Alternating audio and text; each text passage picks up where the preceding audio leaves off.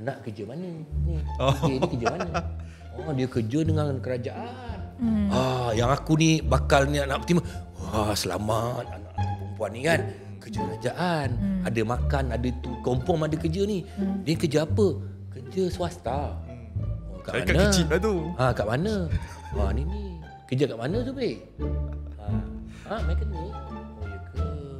Lah, bagus-baguslah mekanik tu. Nanti kita tengok, saya tanya anak saya. Balik. Mana ni kan? Dia kerja mekanik. Dia mekanik tu kan tutup mekanik tu apa semua kan. Sekejap lagi anak tak makan ni kan. Kalau kerja kerajaan kita boleh terima. Dulu-dulu macam tu.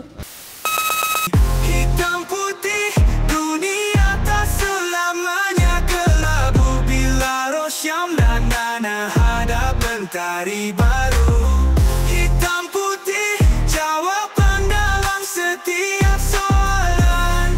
Bersama-sama tembus batasan. Hai, Assalamualaikum. Alhamdulillah. Selamat, tak kisahlah selamat pagi, selamat malam. Masa korang tengok kan. Apapun korang sedang menyaksikan podcast Hitam Putih, kehidupan yang dibawakan oleh Ustaz Nita untuk korang semua. Thank you for watching. Datuk, apa khabar? Khabar baik. Kita hitam putih, kita hari ni pun black and white. Ya, baju saya tengoklah. Siapa? Baju bukan kaleng-kaleng ni. Baju cantik Datuk ni daripada siapa Ni ni? Amber. Daripada jauh tadi saya tengok. Amber. Ush. Amber Rasa macam ada style lah. Ada kan, style. kalau hantar 5-6 pasang kat rumah kan. Dan juga kita ada ni, apa benda ni? Oh, ini Amber punya yang baru, Amber Home. So kita ada, dia boleh jadikan home spray, dia boleh jadikan fabric spray, dia boleh buat untuk apa-apa je lah. Datuk nak bagi wangi, Datuk boleh spray je benda tu. Tu dia. Kalau spray kat hati boleh? Boleh. Bau hati wangi. Ya, hati bersih, hati wangi. Ada 3 jenis tu, 3-3 ni berlainan bau dia. Bau-bauan dia different. Ni memang daripada tumbuh-tumbuhan punya bau lah. Ada daripada tumbuh-tumbuhan. Lepas ni saya nak buat jugalah. Saya nak ambil pada binatang bau. Ambil lah, buat lah. Bau kambing. Tapi dekat Pasir Raya Datuk memang dah ada bau-bau tu semua. Kan? So, tak payahlah buat-buat sangat. Okey, hari ni tu. Ya. Datuk cakap kita ni gini. Ni lupa ni. Okay. Hari ni kita Wah, kita dia punya jual sponsor. barang dia je. Barang orang ni, dia orang taja kita ni. Okey, kita punya kursi cantik ni daripada Crown Living, Canon Malaysia, Imagine Partner, and juga kita punya kapet yang cantik ni daripada Benang Build Design. Terima kasih untuk sponsor benda-benda yang ada dalam Hitam Putih hari ni. Kau menjaga banyak-banyak ni. Kau pandai ke nak menguruskan kau punya kewangan? Kalau kau tak pandai, kau bagi aku uruskan. Kena belajar lah tu. Yelah. Sekarang ni ilmu tentang pengurusan kewangan kan ada banyak. So kita kena cari Tak, lah. kau sekolah sampai tingkatan berapa? Saya sekolah sampai tingkatan berapa? Saya sekolah sampai habis tu. Lepas tu menyambungkan lagi pelajaran saya. Kau sambung. Kau fail ke pass? Mestilah pas. Kadang-kadang di Takkan universiti fail. tu sengaja nak bagi kau Tak pass. ada mana KPI. sengaja. Tak ada tu. Tak ada sengaja. Kau mana kau pandai urus kewangan? Kalau kau tak pandai, duit kau yang banyak tu aku boleh uruskan. Oh ya. Aku boleh uruskan. Tapi Datuk uruskan macam mana? Aku belanja lah. Itu masalah Datuk.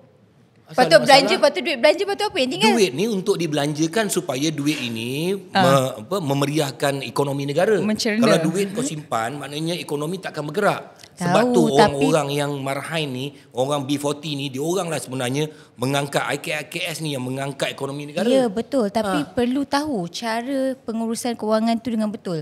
Ramai orang berniaga, tapi ramai kemudiannya, kalau kita perasan orang berniaga ni tu, dia mula-mula dia berniaga ni. Lepas tu tiba-tiba dia tak boleh berniaga ni, dia tukar perniagaan lain. Lepas tu dia tukar lagi perniagaan lain. Itu yang sebenarnya mereka tak tahu menguruskan kewangan. Ada satu lagi ni, kadang-kadang orang bekerja, dia ada KWSP. Lepas tu dia ada pencen. Kan? Dia ada pencen. Tapi kadang-kadang dia tak tahu nak uruskan, nak ambil pencen ke KWSP ke apa benda, dia tak tahu. Kan sekarang sistem dah bertukar. Betul. Kau nak aku bercakap ke, kau nak aku bagi Tak orang nak. pakar bercakap? Saya tak nak Datuk cakap. Saya Asal nak kau- orang yang saya jemput hari ni bercakap. Kau sebab menidakkan kehebatan aku ke? bukan menidakkan. Habis tu? Jadi Datuk simpan kehebatan Datuk tu. Datuk tambah lagi ilmu supaya kita tahu lagi tentang pengurusan kewangan ni. Hari ni kita ada Dr. Adam Zubir, yang dikenali sebagai Doktor Kewangan. Di mana Dr. Adam Zubir ni adalah bekas doktor yang memang betul-betul doktor medicine tau. Dia bukan doktor PhD. Medical? Ya, tetapi dia jadi pakar kewangan. Selamat datang doktor. Selamat datang. Terima kasih kerana menjemput. Assalamualaikum warahmatullahi wabarakatuh. Waalaikumsalam. Waalaikumsalam. Saya rasa semua orang dah kenal lah doktor ni, handsome ni kan. Kan? Alhamdulillah. Doktor, Yes. doktor Melayu ke? Oish. Ramai orang tanya. Saya Alhamdulillah Melayu. Tak lah. IC Melayu. IC Melayu tapi rasa campur ni. Tapi ada mix lah. Ada mata tu menggambar. Mata tu yang melampangkan. Macam mata saya macam mata European kan, nampak kan. Ya, betul. Tak biru pun. Tak pakai kontak lens hitam. Okey, macam mana asal usul? Saya rasa mix. Ya, saya nenek saya lah. Nenek saya yang Cina. Ini pun diceritakan daripada family-family yang lebih tua daripada nenek saya, cakap yang nenek saya ni dulu anak Cina yang diberikan kepada family Melayu. Ketika tu zaman Jepun dulu kan. Nenek saya pun lahir tahun 1930-an. So at that time memang Yalah. Ya. Jepun bunuh semua, banyak orang Cina dia bunuh sebab dia perang kat sana dulu, dia bunuh. Yes. Jadi orang Cina nak selamatkan anak dia bagi pada Melayu. Betul. Saya ingat lagi nenek saya pun pernah cerita dulu mak ayah angkat nenek saya ni gunakan arang setiap hari kena kena letak kat muka badan satu supaya nampak gelap. Bodoh kat Jepun tu kan. Tengok okey lepas. Wallahualam tak Tapi tahu. tu dululah. Ya. Satu ketika dulu kan memang zaman kita dijajah, zaman orang kata perang Jepun. So sekarang ni, tapi kita kena ada juga rasa orang kata cara pengurusan tu ataupun cara benda-benda yang daripada luar datang kepada negara kita untuk kita tahu benda-benda. Sebab orang Cina ni sebenarnya pandai urus duit. Jadi dalam darah doktor ni ada darah. Ini. Ada darah tu kan? Ada darah ni kan. Orang Melayu ni suka ni. Tapi Datuk darah European. European. Tapi European yang bahagian yang tak Bahagian pandai mana? urus duitnya. Bagaimana? Yang tak pandai. Bahagian tak Tak pandai. pandai punya kan. Tapi kita nak cerita pasal KWSP versus pencen kan. Yes. Jadi doktor, tapi sebelum tu doktor, doktor ni sekarang dah jadi urusan kewangan finance apa semua. consultant. Tapi doktor belajar ambil medical. Yes. Bercerita sikit sejarah ni. Yes, so saya dulu sekolah asrama penuh. So macam biasa sekolah asrama penuh ni pengalaman saya sendiri. Pilihan pekerjaan tu tak banyak. Peluang pekerjaan tak banyak dalam sekolah asrama penuh. So sama ada kerja doktor, kalau bukan doktor, engineer. Kalau bukan engineer, lawyer. accountant. Lawyer. Kalau bukan accountant, lawyer. Ha. And then lagi satu mungkin pensyarah ke kan, researcher lah, scientist. So daripada banyak-banyak tu pilihan saya tak banyak lah. So saya ambil lah medicine. Tapi Alhamdulillah bila saya buat persediaan nak melanjutkan pelajaran ke luar negara at that time, sebab sekolah asrama kan. So buat persediaan dekat College Mara. So College Mara ni kan, walaupun nama College Mara, tapi dalam College Mara tu mereka memang instill semangat keusahawanan itu. Betul. Itu yang saya dapat. So bila saya kat College Mara tu, saya jumpa dengan banyak orang-orang usahawan yang berjaya. So kat situ saya dapat inspirasi. Saya pun nak buat bisnes. Tapi dah sign kontrak. Kena habiskan lah apa yang saya dah mulakan. So saya pun teruskan belajar di luar negara dekat UK at that time. Alhamdulillah graduate on time. Tak ada sambung-sambung, on time. Pandai lah ni doktor. Okay. And then bekerjalah sebagai seorang doktor perubatan di United Kingdom selama 2 tahun. Tapi sepanjang saya bekerja tu saya tak happy. Saya tak happy dengan hidup saya, walaupun saya ada ilmu, walaupun like I can say I am a good doctor, tapi saya tak nampak masa depan saya. Saya tak nampak saya nak specialize kat Mana mana-mana. pula doktor tak ada masa depan pula ni? Orang lain semua Saya nak tak ada passion. saya tak ada passion untuk melanjutkan. Kan kerja doktor ni kan kena specialize. Yes. Jadi pakar jantung, pakar paru-paru kan. Tapi saya tak nampak. Saya pun at that time saya rasa apa yang membuatkan saya pilih untuk pulang ke Malaysia tu adalah bila saya pergi this one conference kat London at that time, pakar tulang. Kan pakar tulang ni kaya kan, orthopedic surgeon kan. Yeah. So saya rasa macam okay ni bagus ni. So bila saya pergi, and then the first thing orang yang director pakar tulang kat UK tu cakap, first thing dia cakap, okay, semua orang ni budak-budak baru, semua young doctor eager to start kan. Kalau anda semua datang ke sini untuk duit, you are in the wrong place. You are in the wrong building. You should go to the next building. Dia cakap itu next building kan kat London kan, dalam bangunan. So saya buat apa? Masa rehat, keluar, tengok apa yang ada kat next building, tahu ada apa? Bank. So saya nampak bank. Oh, maksudnya even doktor pakar tulang kalau kat UK ni diorang kira considered paling kaya lah kan dalam piramid kedoktoran itu.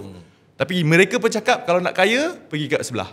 So ketika itulah saya decide okay, saya balik Malaysia sebab saya rasa saya tak ada masa depan dan saya tak ada keinginan untuk melanjutkan pelajaran saya. Saya pulang ke Malaysia nak buat bisnes, tapi sebelum saya buat bisnes, saya kena pastikan kewangan saya mantap terlebih dahulu. Sebab apa? Sebab family saya yang buat bisnes semuanya gagal. Ada yang bankrupt. Serius lah? Yes. So saya tengok family saya cakap, oh tak boleh ni. Pengurusan kewangan tak elok. Sebab tu saya masuk dalam pengurusan kewangan. And Alhamdulillah sekarang ni berdirinya saya sebagai seorang perancang kewangan berlesen, bertauliah di bawah Bank Negara dan juga Suruhanjaya Sekuriti Malaysia. Baru berani buat bisnes. Sekarang saya buat bisnes lah. Sebenarnya kalau tengok ni Datuk, impian dia tengok nak jadi lawyer, doktor, apa lagi? Accountant, apa semua, engineer apa semua. Tapi bila masa kat sekolah, aku pula bila cikgu tanya, okey, nak jadi apa? Bomber, polis. Okey apa? Okey lah tu. Okey lah. Zaman mana ni? Tapi biasalah masa tu, maksudnya kerjaya tu tak memberikan impak yang besar. Dia orang ni daripada kecil dah mengimpikan nak jadi wow. It's a part of your passion kan? Tak juga, sebab itu je pilihan yang saya ada. Masa-masa sekolah dulu, itu je pilihan yang diberikan. Tengok kiri kanan, kalau ada yang jawab, oh saya nak jadi, contohnya saya nak jadi businessman. Oh nanti akan digelakkan. That culture itu. Itulah saya cakap. Tapi sekarang ni dah berubah. Kau tanya budak zaman sekarang nak jadi apa? Nak jadi YouTuber. Influencer. Nak jadi influencer. Content creator. Because itu adalah zaman dia. Zaman dia memang itu yang memberi menjana pendapatan. So saya rasa career tu mengikut zaman juga. Okey lah. Sekarang ni kita nak cerita pasal orang kata financial pengurusan keuangan. Yes. Bila kita cakap pasal pengurusan kewangan ni bukan sahaja usahawan. Saya rasa semua orang. Betul. Yes. Because that is basic. Kewangan ni benda yang basic. Benda yang memang saya rasa orang tu makan gaji ke, orang tu bekerja sendiri ke, ataupun apa-apa saja, they have to know how to manage the money. Yes. So dari segi basic tu doktor macam mana? Oh, basic. Maknanya permulaan basic. Ni kita mula sangat basic lah. Kalau basic doktor maybe boleh sandar, selesa sikit. Lain sikit. Atas sikit. So kita nak dengar pasal keuangan ni. Okay, so basic kewangan ni benda yang paling basic, bermula paling bawah sekali adalah simpanan. Simpanan ni paling basic yang saya dulu pun diajar, patutlah nenek saya yang ajar benda ni. Nampaklah ada reasonnya tu. Saya pun pelik kat kenapa nenek saya ajar. Nenek saya ajar masa saya ingat lagi masa sekolah rendah kan, ketika saya darjah 1, nenek saya bagi duit belanja bukan RM1, bukan RM2, tapi RM1.20. RM1.20. Saya tak tahu kenapa RM1.20. Kawan-kawan saya dapat RM1, kalau paling pun RM2, tapi saya dapat RM1.20. And bila dapat duit RM1.20 ketika zaman saya, kadang RM1 dah cukup dah beli nasi lemak RM50, air RM10, lepas tu dapat beli donat ke kan, RM40 dapat, dah cukup lah. So saya sentiasa bila balik sekolah tu, saya sentiasa ada RM20 yang saya tak tahu nak buat apa. So apa yang saya buat dengan RM20 tu? Saya masuk dalam tabung. Simpan lah. Naturally. Esoknya dapat lagi RM20. So saya simpan RM20. So apa yang saya sekarang ni, bila saya fikir balik, nenek saya dah mengajar saya, melatih saya untuk menyimpan di usia yang sangat-sangat awal. So sekarang ni bila saya bagi duit belanja ke anak saya pun RM2.10. Ada duit yang awkward itu sebab saya nak melatih untuk simpan. So dari sudut pengurusan kewangan ni, simpanan itu sangat-sangat penting. Ke mana-mana saya pergi, kalau saya bercakap dengan orang, kalau orang yang ada masalah kewangan ni, walaupun dia ada masalah kewangan, walaupun hutang keliling pinggang, saya cakap betulkan tabiat menyimpan. Bila dah belajar menyimpan di usia awal, benda tu dah jadi natural, dia tak kekok. Dan kalau ada simpanan, insya-Allah boleh menguruskan segala masalah kewangan yang lain. Masalah hutang, masalah berbelanja berlebihan. Benda ni saya tak pernah halang. Itu yang basicnya lah simpanan itu. Tapi logically-nya memang betul lah kan simpanan tu, sebab bila kita ada hutang, from our saving lah kita boleh nak menyelesaikan hutang tu. Itu dia punya start. Itu basic. Yes. Kadang-kadang kita nak mulakan macam contohnya, macam doktor cakap tu, kalau kita ada simpanan, tiba-tiba adalah dalam 200-300 simpanan dalam tabung tu. Tiba-tiba ada orang offer, kau nak tak gerai ni? Gerai ni boleh jual nasi lemak. Tapi kena bayarlah 150 dulu untuk dapatkan gerai ni. Kalau tak ada simpanan, Tak ada. tak adalah. Tak ada, peluang Itu tak ada. peluang tak ada. Peluang tak ada. Peluang tak ada. Jadi masalah sekarang ni, budak-budak sekarang ni dia bukan nak menyimpan, dia nak bekerja. Banyak orang Malaysia semua termasuk saya bekerja dengan bank. Saya bekerja dengan bank. Kau kerja dengan bank? Aku kerja dengan bank. Yalah, hutang. Setiap bulan saya bayar duit kat bank. Aku kerja ni semua ni yang tengah tengok ni semua kerja dengan bank. Mana aku rasa 90% orang Malaysia kerja dengan bank. Betul. Kan? Kerja bagai nak gila, bubak sebab fikir ni 30 hari bulan 1 bulan nak kena bayar kat bank ni. Kalau tidak sekarang, halo. Kan? Maknanya semua ialah bank juga yang kaya. Kan? Tapi doktor, bila okey, saya nak tahu apa akan terjadi bila kerajaan kita nak menghapuskan sistem pencen. Sistem pencen nak tukar jadi KWSP saja. Mana yang gibot ni? Gibot ni orang tak tahu nak pilih mana. Macam saya ada KWSP. Saya ada KWSP, ada pencen? tapi saya tak ada pencen. Tak ada. Tak ada. Tapi dulu orang semua baik Melayu, India, Cina nak kerja dengan kerajaan. Betul. Masa tu sektor swasta ni tak ada. Sikit sangat. So peluang untuk bekerja dengan sektor swasta tak ada. Jadi semua orang nak pilih kerja dengan kerajaan sebab dia ada macam-macam. Ada hospital, ada pencen, Ada bomber. ada macam-macam. Sok-sok. Sok-sok ada. Dia ada duit kola macam-macam masa tu. Tahu duit kola tu kan? Dia ada lah imbang. Aku pun tak faham duit kola tu apa. So LPPSA. Pinjaman rumah. Senang. Betul lah. Dulu dia memang bagi banyak privilege lah. Benefit. Benefit. Macam pakcik saya pun kerja dengan kerajaan. Kalau pergi hotel dapat diskaun. Hotel-hotel kerajaan. Kaki tangan. So pendapat saya benda ni kalau saya lihat daripada negara-negara yang maju, contohnya negara UK, negara Eropah, negara Amerika, mereka dah hapuskan sistem pencen ni dah lama. Kan? Sebab apa? Sebab saya pendapat peribadi saya rasa benda ni inevitable. Maksudnya tak boleh nak dielakkan. Sebab apa? Sebab zaman dulu kerajaan mampu bagi duit pencen sebab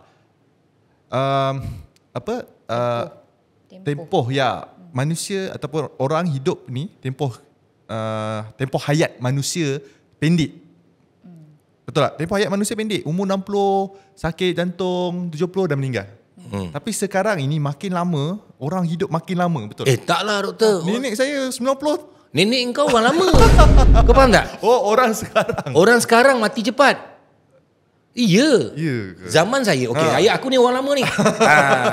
Saya 58. Okey? Orang dulu-dulu kalau mati umur 40 kita orang terkejut. Kalau mati umur 50 kita orang terkejut. Orang lama-lama ni dia tak hidup cara macam orang sekarang. Orang sekarang ni banyak makan apa? Fast food. Makan fast food, frozen food. Itu yang cepat mati. Tapi medical advancement sekarang memang hebat. Hebat, tapi dulu orang tak banyak sakit. Betul. Orang tak banyak sakit. Lifestyle lah. Lifestyle lah. Tak, sebab saya lihat contoh di UK kan, di Amerika. Sekarang ni sebab saya dulu masa kerja di UK, ada orang umur 90-an, orang umur 100 itu normal kat UK. So diorang ni hidup lama, and walaupun diorang dah sakit tenat macam mana sekalipun, akan ada ubat untuk mengubati dan mereka tambah lagi 2-3 tahun. Dah ada kanser, biasanya dulu akan meninggal dunia dalam masa 2 tahun, tetapi mereka mampu hidup 10-15 tahun. So disebabkan itu, beban kerajaan kalau nak bagi pencen setiap masa memang lama. Kos kepada kerajaan tinggi. Sebab itu saya nampak pencen ini tak boleh kekal lama dengan keadaan sekarang ini. Dan sebab itu juga saya banyak kongsi kepada orang ramai, tak boleh nak mengharapkan kepada kerajaan sampai bila-bila. Mungkin atuk nenek, macam nenek saya alhamdulillah sampai sekarang dapat lagi duit pencen. Kan, walaupun dah 90 tahun dapat lagi duit pencen. And bukannya duit pencen dulu masa saya tolong isi borang nenek saya keluarkan duit bank kan, tulis kan satu-satu, sebab nenek saya tak boleh nak tulis kan, RM500 dia. Sekarang dah naik. Betul. Kan, maksudnya bukannya gaji saja yang naik, duit pencen pun boleh naik. Yelah, macam arwah bapak saya. Arwah bapak saya dia kerja dengan TMB. Bukan pangkat besar pun. Arwah bapak saya pilot. TMB pencen Pilot. Dulu LLN. TMB tak pencen. LLN. Dia LLN, Lembaga Elektrik Negara. Jadi sekarang ni bapak saya walaupun pilot, bukan kapal terbang, Yelah. Tapi perubatan bapak saya di Pantai Medical Center. Yelah, dia punya panel. Panel dia. Hospital yang mahal. Hospital. Oh sebab Kerja, dapat kerja dengan TMB. LNN walaupun dah berhenti. Walaupun dah berhenti. Tapi dapat lagi. Dapat lagi. Okey, lepas tu bapak saya meninggal. Sekarang mak saya Dapat. masih lagi dapat facilities tu di Pantai Medical Center. Sampai mati. Pencen ada lagi. Pencen pun dapat tak? Pencen pun dapat. Itulah. Nampak? Itu bagus pula sistem yang macam tu. Ya, tapi sistem tu dulu it's possible. Ah. Tapi zaman sekarang ni dengan population Malaysia dulu sekarang pun berubah. Yalah, Beza. betul Dah lah. berapa banyak? Kaki-tangan kerajaan dulu pun sikit, sekarang dah ramai. Nak menanggung dia. Satu lagi nak menanggung mereka lagi, betul? ya. So disebabkan itu saya nampak sistem pencen ni like you know nak sistem pencen ni tak boleh kekal lama. Dia akan berpindah kepada satu sistem baru. Sistem contohnya macam KWSP. Sistem KWSP ni sistem bentuk tabungan. Setiap pekerja kena menabung setiap bulan. And then daripada tabungan itu diuruskan oleh kerajaan KWSP lah dan dapat dividen. And bila pencennya dah tak ada dah, caruman dah tak ada. Okey. Nah, inilah tabungan anda untuk hari persaraan. So tanggungjawab untuk menguruskan bukan lagi tanggungjawab kerajaan tetapi dipindahkan kepada setiap individu. Sebab itu berbalik kepada Datuk tadi, Datuk cakap pengurusan kewangan ni penting untuk semua orang. Tak kisah kerja sendiri ke, bisnes ke, kerja kerajaan ke, kerja swasta ke ataupun freelance, sekarang ni gig ekonomi booming betul. Mereka kena tahu pengurusan kewangan ni, wajib dah tahu. Malangnya tak diajar dekat sekolah. Dia banyak benda lah doktor kan. Saya pernah jumpa, okey ini minta maaf lah. Saya pernah jumpa seorang kru filem kru filem. Bila saya tanya dia orang, kau ada kabel? Mana ada bang, saya freelance. Lepas tu saya jumpa satu budak kru Cina, muda. Umur dia dah saya dalam 22, 21. Dia cakap, you kerja-kerja siang malam buat apa duit? Separuh kita simpan. Kau simpan kat mana? Saya simpan kat KWSP. Saya macam terkejut tau. Ya, simpanan. Kenapa? KWSP? Kenapa? Dividen dia tinggi Datuk. Lepas tu dia dijamin oleh kerajaan. Maksudnya dia orang sendiri masukkan duit tu. Yes. Ya, betul. Ya tak? Macam Sukarela. macam contohnya Sokso pun kita boleh tengok kan. Kadang-kadang orang kerja freelance dia buat tak tahu je. Sokso tak nak bayar. Padahal Sokso tu bayar berapa ringgit je setahun. Betul. Tapi dia punya macam dia cover insurans tu, insurans macam insurans cover tu tak nak buat juga. Dan KWSP ni pula dividen dia kadang-kadang sampai 5%, 4.5, tapi kekal dan best di satu, kau tak boleh keluarkan. Betul? Dia paksa you simpan. Dia paksa, maknanya bila kau dah umur 55, baru kau boleh. Tapi kalau boleh keluar, macam aku lah, kena umur 55 je, ting ting ting ting ting ting ting ting. Habis. Yelah, betul lah. Itulah salah satunya orang kata inisiatif yang dibuat untuk kita ni menyimpan dalam bentuk gaji you disimpan. Tapi saya rasa tak adil lah doktor. Kenapa tak adil pula? Sekarang ni orang dulu-dulu dia dapat pencen. Mak saya, bapak saya ada KWSP, ada pencen. Ada medical ni semua. Tapi kenapa orang sekarang tak boleh dapat pula? Uruslah kan kewangan, ada pakar-pakar macam ni. Itulah. Uruskanlah. Kenapa tak adil pada orang zaman sekarang? Ini soalan ni kena tanya kepada pemerintah. Mungkin kalau ada kuasa untuk mengubah dasar. Yalah, tanya saya ni boleh apa yang termampu. Kongsi dekat social media saya, suruh orang pandaikan. Tapi benda ni kena tengok daripada sistem kerajaan tu sendiri. Sistem pendidikan itu kena terapkan. Banyak kali dah saya cakap. Kena benda tentang pengurusan kewangan ini dia macam tabiat tau. So bayangkan kalau orang ni tak pernah menyimpan. Betul. Tapi nak mula menyimpan pada usia 25 tahun bila dapat kerja. Memang takkan berjaya. Macam saya diajar untuk menyimpan ini pada usia 7 tahun. Sekolah lu kan? Sekolah lagi. Anak saya sekarang pun 7 tahun saya ajar. Sebelum masuk sekolah lagi saya dah ajar anak saya. Anak saya kalau duit raya kan, kadang-kadang dapat duit raya. Duit raya selalunya kalau bagi ke anak buat apa dengan duit raya tersebut? Belanja lah juga. Belanja juga. Saya ajar kepada anak saya, okey nak belanja, okey pecahkan. Okey, separuh letak simpanan. Separuh lagi belanja. Yang separuh ni saya bukannya simpan tiba-tiba hilang macam tu. Saya bawa anak saya pergi bank. Ini bank. Ini tempat simpan duit. Lepas tu saya suruh dia simpan sendiri. Dia bagi duit dia. Dia dapat slip tu. Dia pun rasa duit ada. So benda ni macam saya sendirilah mengajar anak saya untuk experience simpanan duit itu daripada awal dan saya tunjuk akibat. Contohnya kan saya letak duit anak saya dekat dalam ASB. ASB pun bagi dividen yang tinggi. Saya tunjuk ke anak saya bila umum dividen itu kan, anak saya adalah duit sikit kan, saya tunjuk. Tengok tak? Nampak tak? Tambah RM50, tambah RM60. Duit ni datang kat mana? Siapa yang bagi ni? Saya cakap ini sebab pelaburan.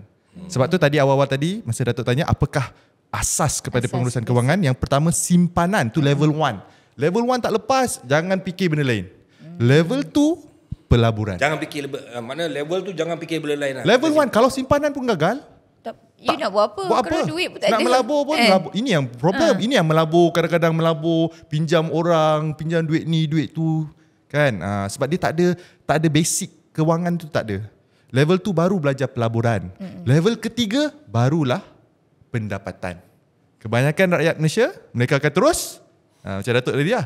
Oh, nak buat duit. Terus buat duit. Pendapatan. Dia miss 2 level asas yang ke bawah ni. Mereka tak boleh nak kaya. Saving melabur dulu, baru pendapatan. Sebab orang yang kerja tak simpan duit, penat. Kerja. Tengok bank kosong lagi, kerja lagi, dapat lagi banyak duit, belanja lagi. Tak ada apa-apa lagi. Sebab you tak saving, so tak you save. tak rasa earning tu. Yes, you Nak tak dapat rasa. bonus, fikir dah nak beli apa ni pergi semua. travel. Tapi kalau tak ada sistem pencen ni, macam mana motivasi kepada rakyat Malaysia, sama ada dia orang nak bekerja dengan kerajaan ataupun sektor awam? Dia cakap kerja kerajaan sekarang dah sama macam swasta dah. Apa pasal aku nak pergi kerja kerajaan pula kan? Kerja kerajaan gaji kecil. Dah tak ada facilities macam ni, baik aku kerja swasta. Macam mana? I think one thing yang good about kerja kerajaan ni bagi saya, yang pertama stability lah. Kan? Semua orang yang saya tanya yang kerja kerajaan semua cakap stabil. Stabil maksudnya nak dibuang tu sangat susah. Kalau swasta ni mereka akan melihat dari segi meritokrasi. You bagus, tak bagus. Tu lah, you tak bagus, I bagi you gaji tinggi ni RM20,000, perform. 1 minggu, perform. Tak perform, cari next people, betul tak? Betul. So dia ada, depends lah. Ada orang memang hatinya tu dia nak stability. Orang ni masih lagi akan pergi kepada kerja kerajaan, stabil, and loan pun senang dapat.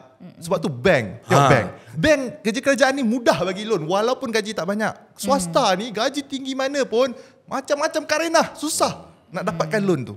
Sebab saya merasai benda tu. Saya lagi lah paling tak dipandang, iaitu bisnes. Orang buat bisnes, orang freelance, orang commission earner ni langsung tak dipandang. Commission tinggi pun tak apa, reject. Kan? Tapi kerajaan ni gaji RM2,500 bagi loan, pinjaman. Memang setiap bulan dia ada gaji.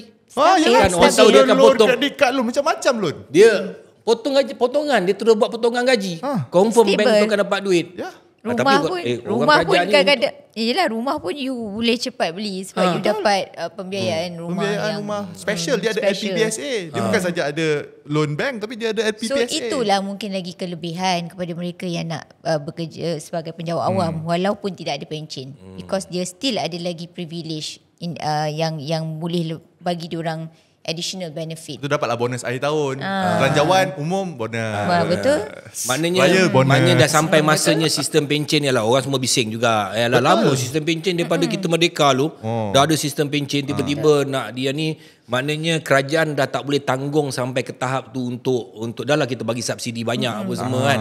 Nak tanggung pencen lagi. Uish, kau buatlah pula orang tu nyawa panjang. Betul. Tahun sampai 100 tahun. Dan kadang-kadang benda tu pula diberi kepada macam contoh suami meninggal, isteri akan dapat, kadang-kadang ibu pun dapat benda tu.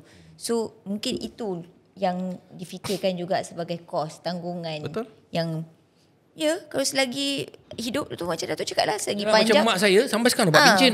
Mak saya dah 84 tahun. 84 tahun. Tapi tu pun tak pernah bekerja, tu pencen daripada arwah ayah. Arwah ayah. Dia transfer lagi. Dan medical masih jalan lagi. Macam dulu saya arwah bapak kerja kerajaan kan. Medical saya, kita pergi klinik semua TNB bayar, LLN bayar. Sebut je nombor batch bapak saya, arwah bapak saya 3278. Dia ada panel klinik dia. Datang demam sikit je 3278. Pak, ambil ubat balik. Tak payah bayar. Semua LLN lembaga letterek ditanggung. Sekarang Sekarang pergi pula mana-mana Dah sakit, betul-betul sakit, dah menggigil baru pergi hospital. Baru pergi. Tak, tapi orang tahulah pula pergi pula Rosyamno. Tapi saya adalah doktor panel saya daripada saya bujang dulu sampai sekarang dia bagi saya murah. Kan dia datang kat saya, ini kau ni apa benda, kau tak payah ambil ubat lah, kau minum air je. Kan? Bila kalau katalah penjawat awam ni nanti kalau katalah tidak ada pencen. Betul. Bagaimana penjawat awam ni macam ni lah, dia mesti akan rasa was-was jugalah. KWSP ni akan sama ke macam pencen? Jadi saya rasa doktor kena terangkan sikit KWSP ni dia punya pada mungkin mereka yang dah biasa dengan sistem pencen ataupun dah dibiasakan dengan pencen punya ni, so dia orang nak tahu KWSP ni. Jawapannya memang berbeza lah. Kan? Sistem pencen dengan sistem KWSP ni berbeza sebab sistem pencen maksudnya kerajaan bayar setiap bulan. Dia orang yang menggunakan sistem pencen ni mereka takkan dapat duit lump sum. Contohnya bila mereka pencen sahaja kan, dan ada sistem pengiraan mereka bergantung kepada tempoh durasi mereka berkhidmat untuk kerajaan dan juga berapa gaji terakhir. Kan daripada gaji terakhir tu dan mereka akan buatlah calculation tu setiap bulan akan dapat. Contohnya kalau gaji terakhir RM10,000, mungkin setiap bulan dapat RM6,000 ataupun RM7,000. Dapatlah RM7,000 setiap bulan. So, dia umpama macam dapat gaji kurang sedikit seperti mana mereka bekerja dengan kerajaan dulu. Itu sistem pencen. Tapi sistem KWSP ni berbeza. Sistem KWSP ni maksudnya apa? Maksudnya lepas bersara itu akan dapat satu jumlah. Dia macam tabung. Tabung ni dikunci. Kan, mula bekerja pada usia 22 tahun, 23 tahun. Tabung ini memang dua-dua kena carum, personal, individu kena carum dan majikan pun kena carum juga sekali. So kena carum bersama, so tabung tu akan naik dengan lebih tinggi lah. Sampai usia tertentu. Contohnya usia 50 tahun, dia ada 2 tabung, ni kita pakai sistem KWSP yang lama lah, akaun 1, akaun 2. So akaun 2 boleh buka, tabung ni boleh buka.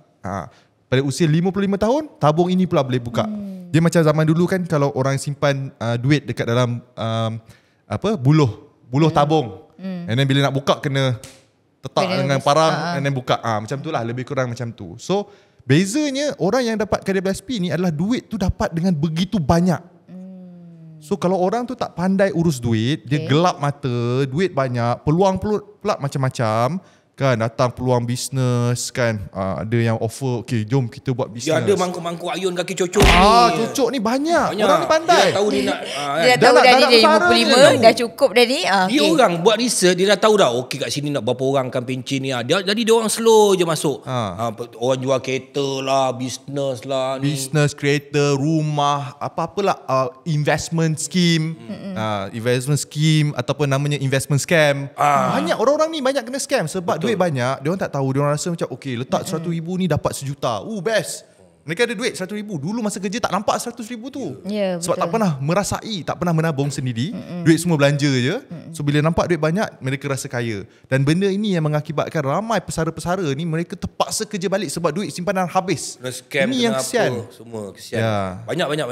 Banyak, sangat banyak. Saya pun tak tahu nak buat apa. Sebab mereka dah tak, itu sebab sekarang ni kita panggil doktor, kita bercakap supaya korang semua tengok. Mungkin bapak kau tak tengok, at least korang tengok, kau kena bagi tahu bapak kau. Yang kita bincang, kita bukan bincang kosong-kosong kat sini kan. Berilmiah ni dah berlaku kat luar teruk sangat. Yes. Kan?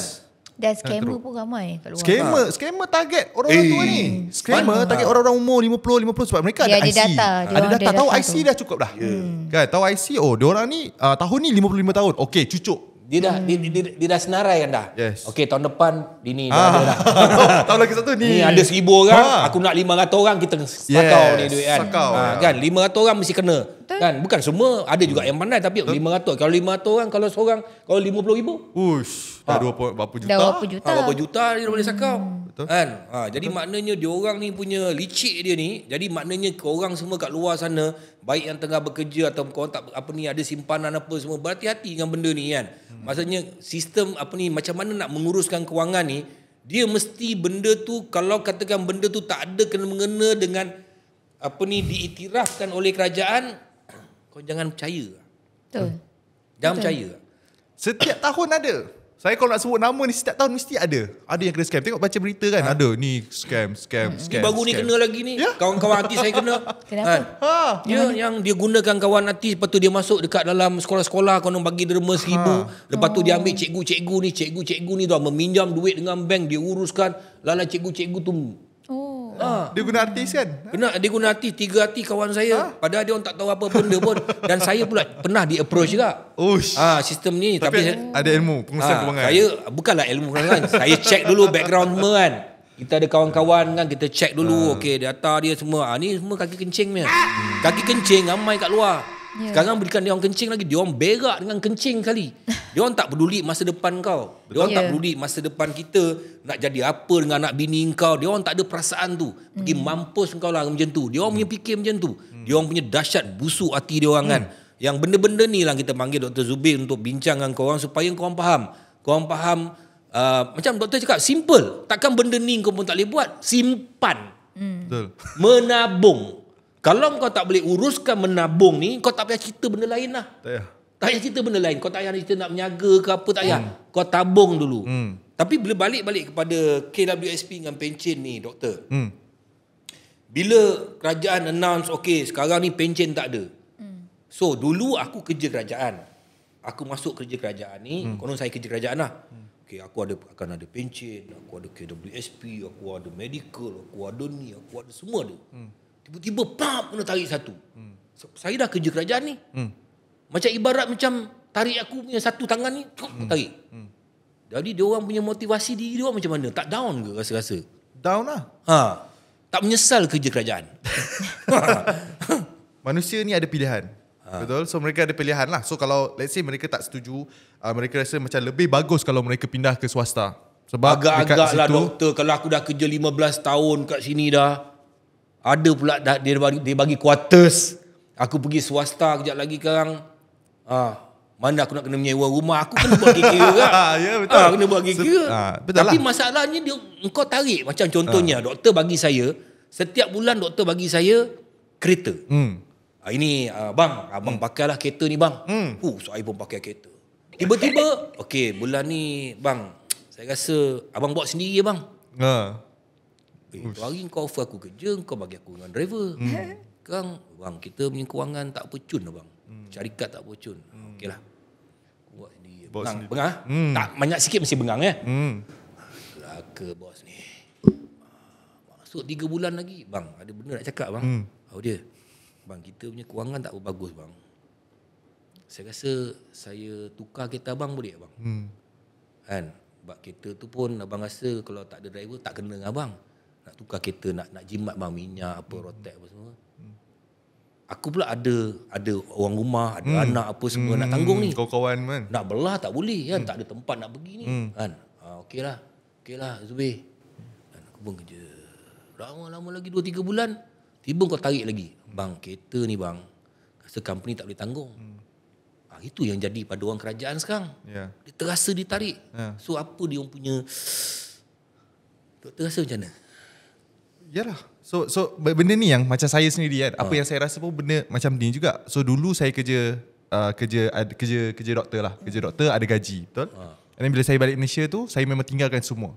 Kerja doktor kat UK tinggi, gaji tinggi, £3,000. £3,000 kalau kali dengan 6, gaji starting tau. RM18,000. So duit tu kalau saya balik Malaysia tu, saya rasa macam rasa asal murah sangat semua benda.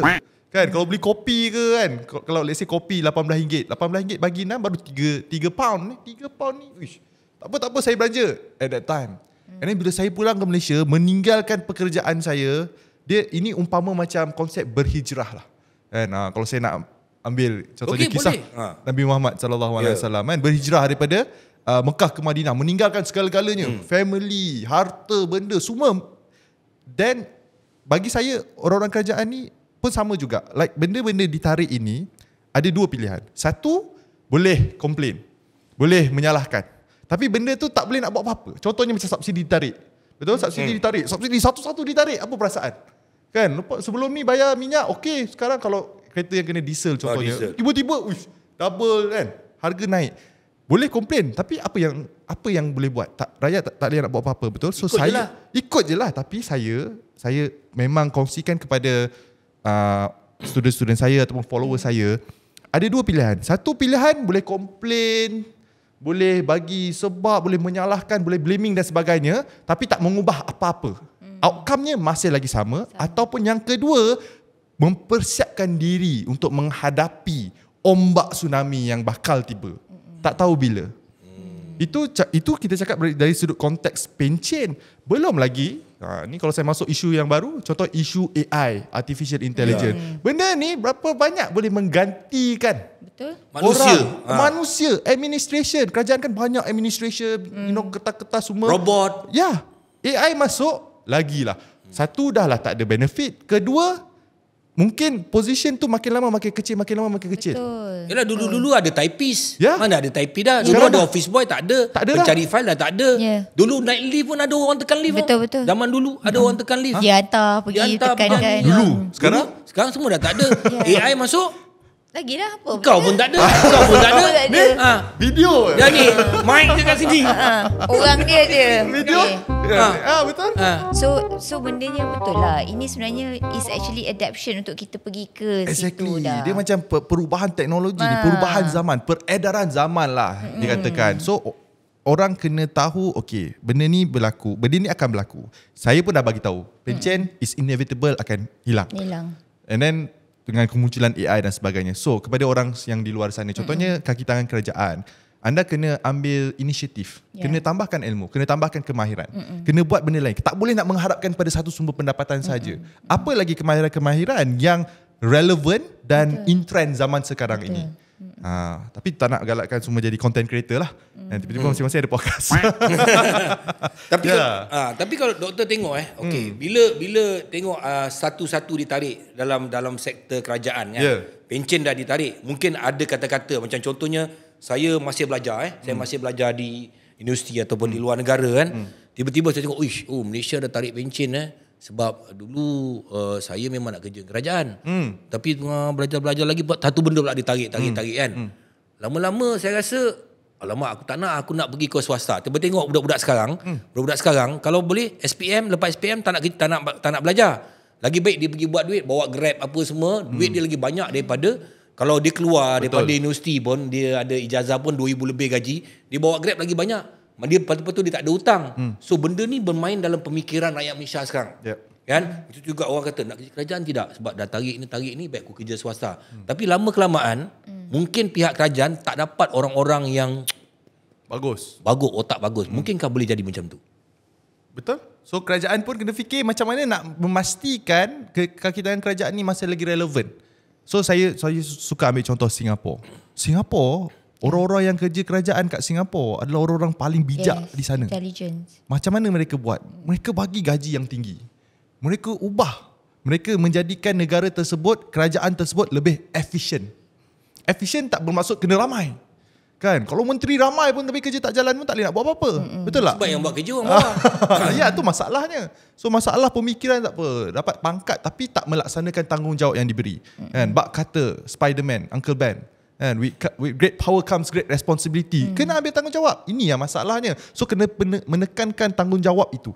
Dan kalau saya lihatlah, kalau sistem kerajaan bukannya, sistem kerajaan kena terima hakikat yang mana kita mengalami satu peredaran zaman di mana kena menaik tarafkan status kaki tangan kerajaan ini. Kaki tangan kerajaan sekarang ni tak boleh nak duduk sambil lewa, duduk rehat sejam, 2 jam, 3 jam, tak buat apa-apa. Efisiensi kena ada. Bila efisiensi tu ada, maksudnya dia warrant gaji yang tinggi. So bila nampak macam kat Singapura, saya ada kawan-kawan saya yang kat Singapura, mereka ni adalah beasiswa kerajaan, mereka dapat beasiswa kerajaan bermaksud mereka ni pandai, bijak pandai kat sekolah. And then diberi beasiswa and bonded dengan kerajaan. So budak-budak pandai ni yang bonded dengan kerajaan masuk ke dalam akan masuk dalam kerajaan dan mereka ni gaji dibayar tinggi. Betul. Dekat Singapura mereka lebih rela kerja kerajaan daripada kerja swasta sebab stability dan status dan duit lah. So kena ubah. Mungkinlah kita punya kerajaan pun akan ada sistem tu. Kalau katalah pencen selepas ni dimasukkan, mereka akan, saya rasa akan ada kekalkan benefit untuk penjawat awam. Betul. Walaupun orang kata pencen tu tak ada, mereka akan gantilah supaya tak ada stigma macam Datuk tadi, tak ada pemikiran yang orang kata penjawat awam ni nanti dah tak safe, dah tak stabil. Yes. Tak, kita akan, mungkin kerajaan akan fikirkan ataupun akan berikan gantian Betul. pada pencen tu kepada privilege-privilege yang lain. Yes. Dan Tapi sebenarnya benda tu dah berlaku dulu. Bila? Masa kerajaan dulu, masa zaman Tun Dr. Mahathir, pengswastaan, kan tak? Tahu? Pengswastaan dah berlaku. Dekat situ gaji pekerja-pekerja swasta tinggi. Tapi dia still swasta kerajaan. Faham tak? Lepas tu ada GLC. GLC dia punya gaji besar. Betul. Itu pun sebenarnya kerajaan dah bentuk dekat situ. Tapi saya suka dengan apa yang doktor cakap macam Singapura tadi tu. Okey, supaya nak mengelakkan, okey kau boleh tarik ini, tapi kau kena bagi yang ni. Maksudnya kau bagi, biar orang kau sikit, di masa akan datang AI ada apa semua. Yes. Pekerja kau akan jadi sikit. Maksudnya pekerja kerajaan akan jadi sikit kerana ada bantuan teknologi ni. So bila pekerja kau sikit, kau memerlukan orang yang bijak pandai. Okey, bagi dia orang duit banyak. Betul. Bagi dia orang duit banyak supaya satu lagi masalah negara kita ialah rasuah.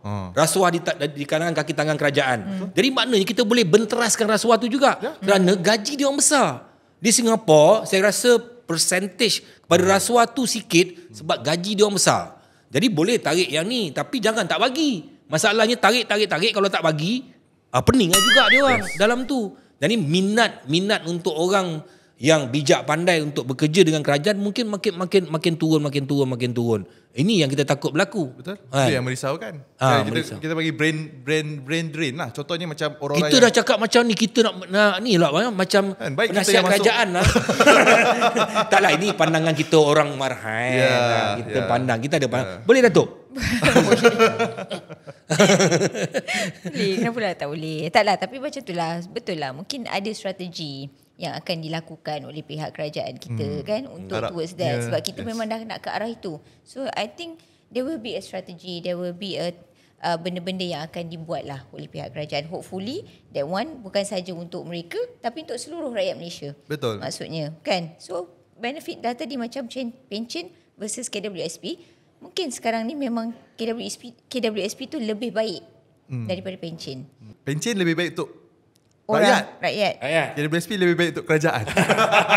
Ya. So kerajaan kena balance. Sebab Kena kerajaan balance tak boleh nak bankrupt. Kerajaan bankrupt semua habis kan. Betul tak? So dia kena balance. Susah sebenarnya nak jadi kerajaan ni. Ya, sebab you nak check and balance kena tu. check and balance ni kan. Masyarakat dalam zaman budak-budak muda lagi kan. Orang yang tak nak melanjutkan pelajaran ni pun satu hal. Saya sekarang ni alhamdulillah saya ada business lah kan. So bila saya buat hiring, saya pun notice tau. Walaupun saya awal-awal dulu saya cakap, okay, mungkin saya melihat kepada experience, pengalaman orang bekerja rather than qualification. Contohnya ada degree ke, ada master dan sebagainya. Tapi at the final point of making decision itu, saya akan tengok juga dia punya background. Dia punya sama ada dia ni diploma ke, degree ke, master. So sebab tu macam benda ni pun saya pernah media pernah panggil saya untuk beri ulasan tentang budak-budak muda yang tak nak melanjutkan pelajaran. Betul. Yang nak buat gig ekonomi, nak buat freelance, yang nak jadi content creator dan sebagainya. Dan jawapan saya senang je. Kalau betul-betul ada plan, ada perancangan yang jelas nak buat apa. Kan, lepas SPM dah tahu dah ada perancangan. So contohnya nak buat bisnes ke, nak usahakan sesuatu benda yang boleh grow. Tak ada masalah. Tapi bagi mereka yang kebanyakan, majoriti budak-budak muda ni, mereka pun tak tahu mereka nak buat apa. Ikut-ikut. Ikut-ikut. Tengok kawan kiri kanan ikut. Dia tengok benda tu mudah nak dapat duit. Yes. Bahaya. Kena melanjutkan pelajaran. Sebab apa? Bila melanjutkan pelajaran itu, dia memberi pilihan yang pertama. Pilihan. So kalau let's say saya ada degree, saya punya pilihan tu untuk diterima masuk kerja lebih tinggi berbanding dengan orang yang mungkin tidak ada degree. Itu yang pertama. Yang kedua, bina networking. Orang-orang kat universiti ni networking. Kadang-kadang kawan-kawan saya pun ada yang dah besar, dah masuk kerajaan, ada networking, ada connection. And yang ketiga, paling penting adalah apa dia? Ada growth. Orang yang masuk gig ekonomi tak ada growth. Contohnya kerja e-hailing, takat tu je lah. Gaji 5,000, 6,000, takat tu je lah. Besar dia macam tu lah, tapi you kena kerja lebih. Itu je lah. And then you akan kerja sampai bila-bila. Tetapi orang yang ada degree dan mereka kerja dalam corporate ataupun kerja SME misalnya, mungkin starting gaji 2,000. Tapi gaji 2,000 belajar macam-macam. Belajar kemahiran berkomunikasi, kemahiran leadership Tapi dan dia orang sebagainya. tak sabar. Itu masalah. Itulah masalah dia. Ada research mengatakan budak-budak zaman sekarang dia boleh tahan kerja dengan satu syarikat paling tinggi 2 tahun. Syarikat swasta lah. Betul. Lepas tu dia caw. Itu Gen Z sekarang. Gen sekarang. Paling tinggi. Jangan kita mengharapkan kepada mereka untuk tapak lama gitu. Tapi bagus. Walaupun dia pindah pun dia bawa kemahiran teknikal itu ke syarikat yang lain. So zaman sekarang ni saya rasa job hopping ni biasa. Tapi banyak maksud sebab. doktor tadi apa-apa pun education. Ada education. Maksudnya ada education penting. diterima masuk. Kalau tak, you tak ada degree, you nak masuk kerja-kerja yang contohnya corporate yang lebih stable, yang boleh bayar gaji tinggi, 10,000, 15,000, 20,000. Tak ada kelulusan, siapa nak terima? Untuk bertahan tak ada orang nak betul. terima. Untuk bertahan macam Datuk cakap tadi tu, loyalty tu memang susah. Untuk Gen Z sekarang. Itu problem majikan. Memang susah. Problem Datuk. Maknanya untuk loyalty tu memang susah sekarang. Maksud saya kita kalau kita nak meraih pengalaman, it's not 1 or 2 years. Yalah. You kena bekerja kat At situ. least. Dia tak, maksud saya kadang-kadang yang berhenti tu bukan soal gaji. Mental tak kuat. Strong. Tak strong. Budak-budak sekarang semua lembik. Kan bila kena sikit kenapa aku kena buat ini bukan kerja aku. Dia tak boleh buat 2 kerja dalam satu masa. Dia tak boleh buat 3 kerja dalam satu masa. Dia tak boleh buat 4 kerja dalam satu masa. Habis. Dia kena satu-satu je. Satu asal aku kena buat ni? Tak best lah sini. Blah. So macam mana kau nak dapat pengalaman? Macam mana kau ibarat kerja pada permulahan kerja juga masuk universiti. Because you masuk TVET. Betul? You praktik. Sekarang dulu kau akademik, sekarang praktik. Benda tu yang saya agak merisaukan generasi yang sekarang ni kan. Betul. Daripada dulu ni kalau dah jadi macam tarik sini, tarik pencen semua. Dulu kalau nak kahwin, doktor. Tanya, anak kerja mana ni? Dia kerja mana? Dia kerja dengan kerajaan. Yang aku ni bakal ni anak pertama. Selamat anak aku perempuan ni kan. Kerja kerajaan. Ada makan, ada tu. Confirm ada kerja ni. Dia kerja apa? Kerja swasta. Kat Saya mana? kecil lah tu. Kat mana? Ni. Kerja kat mana tu, Bek? Mekanik. Ya ke? Lah, baguslah mekanik tu. Nanti kita tengok, saya tanya anak saya. Balik. Mana ni kan? Dia kerja mekanik. Dia mekanik tu kan tutup mekanik tu apa semua kan. Sekejap lagi anak tak makan ni kan. Kalau kerja kerajaan kita boleh terima. Dulu-dulu macam tu. Mentality lah. Dulu-dulu orang kerja kerajaan ni laku. Laku sangat. Betul? Sekarang ni kalau dah tarik pencen apa semua, lepas ni aku rasa siapa kerja kerajaan susah nak kahwin pula. Dunia ni kan kitaran kan. Buat satu kitaran kan. Mungkin boleh jadi juga kan? Boleh. Bila semua dia kata macam, baik dia kahwin dengan pekerja biasa ni kan. Baik dia kahwin dengan mekanik tadi tu. Mekanik tadi tu. Ada masa depan kan. Boleh buka branch. Business ni. Sekarang dia kata, kerja mana? Mekanik. Ni makcik, mekanik saya. Dah boleh tunjuk. Makcik follow saya. Yang ada 4 kedai. Ada 4 juta follower. You senang lah. You senang lah. Kereta you tak payahlah bayar. Dia kata macam tu. Kak Nam sangat. Kan dia berubah kan. Tapi pun apa pun kadang-kadang kita tengok apa sebenarnya perancangan kerajaan tu sebenarnya dia orang kena fikir. Kalau kau cari buruk, dia akan jadi buruk. Betul. Macam doktor cakap pada awal tadi. Dah sampai masa dia, kerajaan dah tak boleh tanggung dah keadaan macam tu. Negara-negara lain semua dah tukar dah. Betul. Dah tukar. Sebab sistem yang pencen ni datang daripada British. Betul. Mereka yang membuat sistem kat dalam Malaysia Dan ni. dia orang pun dah tak menggunakan dah. Dia dah tukar. Jadi maknanya dia orang dah tahu dah. Benda ni dah tak boleh guna pakai pada saat ini. Cukuplah kita dah merdeka berapa puluh tahun dah ni kan. Dah tak boleh pakai dah kena tukar dah ni. Nak tak nak orang Malaysia kena harung dan lama kelamaan dia akan jadi kebiasaan. Tapi apa pun saya berbalik juga dan tertarik juga dengan doktor punya mula-mula tadi. Your basic condition you, keadaan you, diri you adalah daripada basic pengurusan you tu sendiri. Simpanan. Betul. So tak kira lah ada pencen ke tak ada pencen ke, simpanan tu yang paling penting. Tu je. Sekarang ni mana ada budak-budak menyimpan. Jarang lah. Aku dulu ada tabung ayam. Kau tahu, kau jumpa tabung ayam? Tabung bentuk ayam tu lah. Tabung bentuk ayam. Oh, bentuk ayam. Tabung bentuk ayam. Okay, saya tahu tabung buluh, saya tahulah tabung buluh. Kau Ada dah upgrade tabung sikit bentuk lah. ayam. Dia tabung dulu boleh beli kat kedai. Kat kedai Ya, ada jual. memang dia jual pun bentuk ayam. Dia tak ada lubang tau. Dia tak ada lubang kau boleh buat keluar. Dia kena sampai penuh. Pecah. Kumpul adik-beradik kan. Ambil kayu. Pecahkan. Oh. Taklah. Best lah masa tu. Itulah benda basic dia. Ha. So kepada budak-budak ataupun generasi sekarang ni, kerja apa pun, simpanan tu paling penting. Maknanya dia kena menyimpan lah. Zaman saya setuju dengan apa yang Datuk cakap dengan Zubair cakap. Dulu simpanan ni, masa saya kecil-kecil kan, kita orang pergi Bank Simpanan Nasional tau. BSN. Bank Simpanan Nasional ni, Bank Simpanan Nasional ni dia ada setiap post office. Dia ada.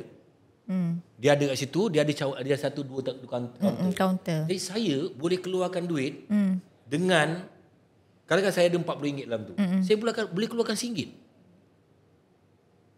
Dan besok kalau besok saya boleh masukkan RM1. Jadi kita menyimpan macam tu. Sekarang mana ada budak-budak nak buat macam tu kan? Padahal sekarang dah online. Tapi online lagi senang dia nak keluarkan. Dulu nak kena beratur, ambil nombor kan. Betul. Lepas tu macam duit tak ada. Macam saya kan, kadang-kadang tiba-tiba nak bayar yuran duit tak ada. Mak bapak tak ada, tak cukup duit. Jadi saya tengok dalam Bank Simpanan Nasional saya ada duit. Jadi saya pergi keluarkan RM12 bayar yuran. Lepas tu kalau tidak, tak adalah malu tak, cikgu cakap bila bayar yuran, dia nak bayar yuran. Lepas tu kita dah bayar, tapi kita diam-diam je lah. Sikit lah doktor kan, macam mana kalau katakan pihak-pihak kerajaan kita macam nak tarik pencen, macam KWSP, amanah saham apa semua, kena banyakkan iklan-iklan supaya rakyat kita lebih faham. Kena banyakkan iklan. Maksudnya kena banyak iklan tentang benda-benda untuk penyimpanan ni. Ya, saya setuju.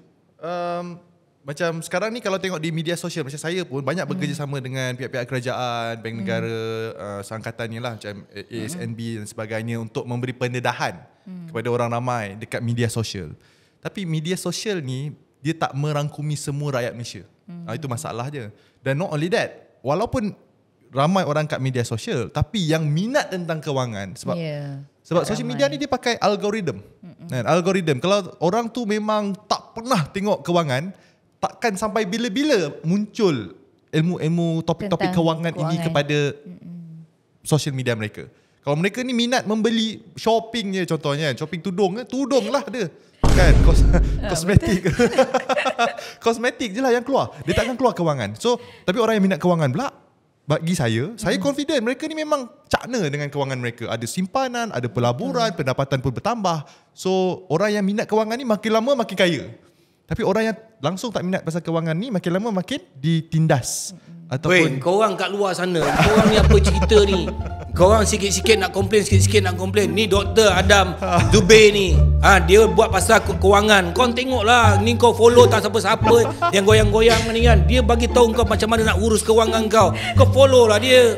Kan, kau tengoklah aku punya podcast ni cerita pasal kewangan korang. Ini bila aku buat macam ni, kau kata inilah ini tu. Betul tak? Best lah, Kau follow sekarang apa nama social media? Bagi tahu sekarang Dr. Adam Zubair. Dr. Adam Zubair tau. YouTube ada. YouTube ada, Facebook ada, TikTok ada. Kan? Kau follow dia sekarang lah. Jadi tak, dia orang ni kadang-kadang kena cakap macam ni. Dia nak marah saya marah, peduli apa saya kan. Tapi kalau tak cakap macam ni, kau tak buka mata, semua nak kena cakap. Yang kalau aku ni lawa sikit, aku buka sikit, kau nak tengok kan, senang lah aku nak follow lah Dr. Adam Zubair. Kan? Follow gosip, follow gosip artis tu. artis kau jangan sentuh Okay, artis kau jangan sentuh Aku dah promote kau. Datuk Rosyam bagus. Ada inti. Ada inti bagus. Yalah, betul, boleh. Maknanya follow apa yang memberi kebaikan dan manfaat pada kita. Tapi saya rasa the best is begin at home juga. Maknanya parents tu kena start untuk adaptkan anak-anak menabung, menyimpan. Itulah dia macam. Because saya dulu kecil-kecil pun bila time tak ada kecil sampai saya rasa teenagers, I still juga my father and my mother akan bawa pergi bank untuk keluar untuk kan? bagi still that mak ayah benda lah. tu, the Tanggungjawab kat parents. mak ayah. The parents sebenarnya. Tapi yang saya kesian ni adalah orang-orang yang duduk kat kampung. Orang-orang yang duduk kat desa. Yang tak ada internet connection. Ini macam mana nak reach out? Benda ni memang nak tak nak kena road trip gak. Kena buat tour, road tour. Kena Untuk pergi bagi ke awareness. sekolah-sekolah untuk bagi awareness. Macam zaman saya sekolah dulu kan, kadang-kadang macam Bank Simpanan Nasional. Ada datang. Ada. Buat lepas tu buka account. Memang dia Buka memang account. dia Ada buku, memang ada galakkan buku. untuk buka. Aku ada simpan buku sampai sekarang. Ya. Tapi sekarang buku tak ada. Tak ada. Sekarang semua digital. Itu masalah Dia digital tak ni. dapat rasa kan, tak dapat rasa. Tak nampak duit tu. Simpanan pun nak bagi duit raya, bagi duit macam mana? Bank simpanan ni dia. Bank simpanan nasional tu dulu dia punya tabung dia yang gajah tu, jambu tu. Jambu gajah tu. kan. Yes. Itu zaman kita, zaman-zaman tu lah dulu maknanya. Zaman kau yang zaman tua. saya. Aku muda. Ya, Datuk yang paling Ya, muda. So, macam ada ke zaman macam tu? Ada ke tabung tu? adalah. Habis zaman Datuk lagi lama. Zaman tabung ayam tu. Oh, tu zaman kakak ya. Okay, so maknanya Datuk, kesimpulannya. Sebenarnya kesimpulan dia, kita kena tengok apa yang doktor cakap dan kita bincang. Kita pun bukan pandai sangat. Kita bukan pandai sangat. Tetapi semua orang kena sedar bahawa perubahan pasti akan berlaku. Dalam satu sistem pemerintahan, dia ada cara dia dan kita kena terima kan. Kena terima bahawa perubahan ini pasti akan berlaku. Tak sekarang, masa akan datang. Tapi bagaimana kita melindungi diri kita, bagaimana kita menguruskan kewangan kita, itu yang perlu ada pada setiap insan yang bernama rakyat Malaysia. Betul. Itu sebabnya kita bawa Dr. Adam Zubir kat sini daripada seorang yang membuat medical tetapi melihat bahawa sistem pengurusan kewangan tu lebih, bukan dia nak kaya saja, tetapi saya rasa dia terpanggil juga hari ini dia membantu rakyat Malaysia tentang knowledge yang dia ada untuk memberitahu bahawa hey, come on, apa pun sebenarnya bila kau susah tak ada orang akan tolong kau. Engkau akan kena tolong diri kau sendiri. Walaupun adik-beradik engkau, mereka tak akan boleh tolong kerana mereka ada tanggungjawab mereka sendiri. Engkau bertanggungjawab pada diri engkau sendiri. Apa basic sekalipun, engkau kena pandai juga, sebodoh-bodoh macam mana pun kau kena tahu menguruskan kewangan kau. Barulah kita boleh melangkah sedikit demi sedikit dengan dunia yang semakin mencabar ni. Yang serba teknologi dan moden. Macam manifesto. Boleh. Saya sundi.